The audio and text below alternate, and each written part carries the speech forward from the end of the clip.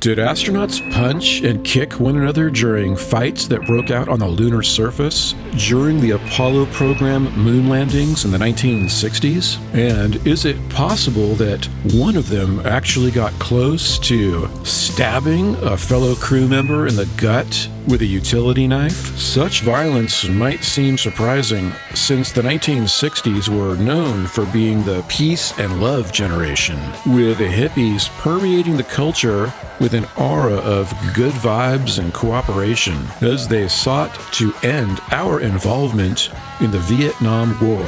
But riots on the moon are not unthinkable. Despite all the hippie propaganda, the 1960s were actually filled with chaos and violence. From Charles Manson and his family of Helter Skelter murderers who terrified the nation with their bloody assaults meant to inspire an apocalyptic race war, to the murder of a fan in the crowd at a Rolling Stones concert at Altamont, with security provided by the Hells Angels Motorcycle Association. Further evidence of possible fistfights on the moon comes in the form of these film clips, which were supposedly obtained through the Freedom of Information Act before the United States government officially denied their existence. So far, we have not been able to authenticate these movies, but now feel duty-bound to present them as a public service so the nation can better understand its potential true nature. That's the only way that America can continue to be the greatest country on Earth. The record indicates we are a country of brilliant, violent explorers. Is not the cosmos our destiny? One thing is certain.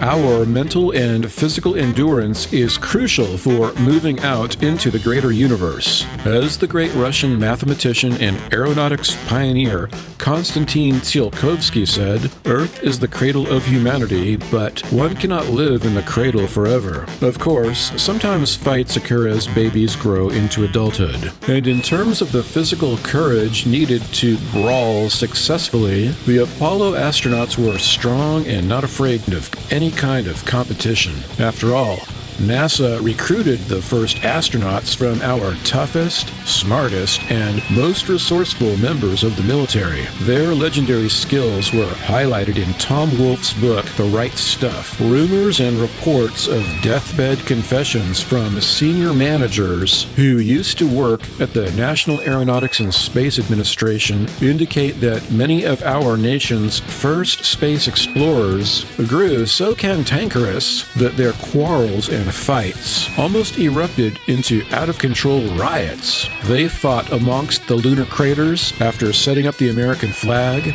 brawled near big boulders during geological surveys, and duked it out inside their lunar landers and space capsules. According to NASA's official records, only 12 human beings have set foot on the surface of the moon. These 12 astronauts rode rockets to land amongst the lunar craters during America's Apollo program in the 1960s and 1970s. But industry experts analyzing black budgets think that the United States military has landed dozens, if not hundreds, of warfighters as secret astronauts to train on the lunar surface. That explains why we have these videos showing multiple people fighting on the moon, while during the Apollo program, supposedly only 2 astronauts landed there at a time over each of the 6 missions. Conditions that may have encouraged riots to break out during the Apollo lunar missions include the astronauts having an abundance of testosterone and a military-enhanced protocol for violent aggression.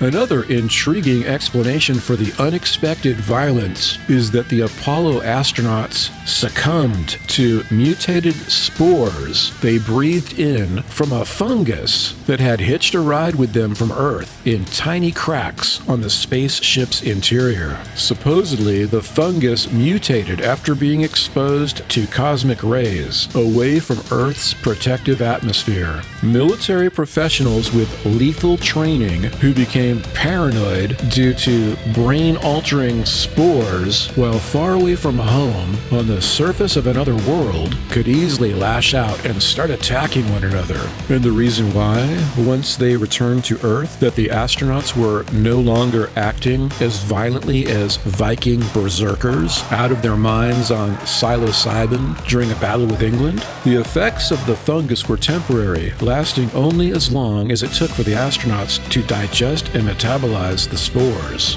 With cooperation in outer space seen as being crucial to the survival of our species, it seems likely that future astronauts will need to undergo rigorous training under psychedelic drugs so they can practice remaining calm in case another mutated strain of fungus manages to take over their minds during the next lunar missions.